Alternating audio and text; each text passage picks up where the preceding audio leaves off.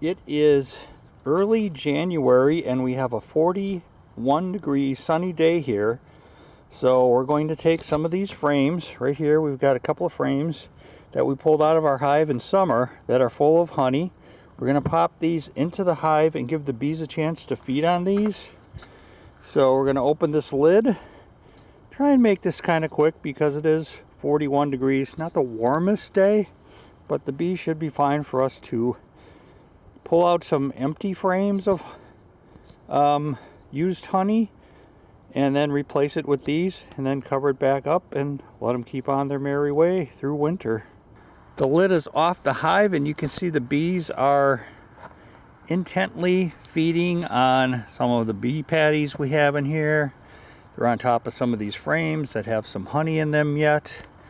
Like I said, our mission is to try and take these off so that we can get down underneath here and then replace a few frames of empty honey with some full frames. We removed the queen guard and the top. You can see there's a lot of bees still very much alive and doing well inside this hive. So we are going to try and remove a couple of frames here and put some brand new frames in that have full honey on them so they have more food for the next few weeks when it gets too cold to open the lid.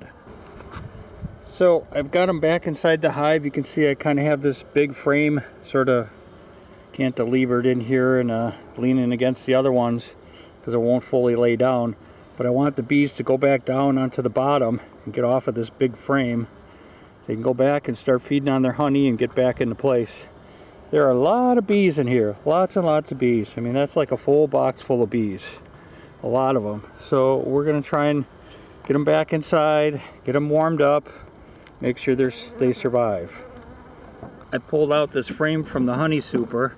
I'm trying to get these bees to go back inside of the hive right here, where they can get inside and get back to where it's warm. So hopefully they're going to be fine. We want them to survive, but it is a little chilly out here at 41 degrees and sunny.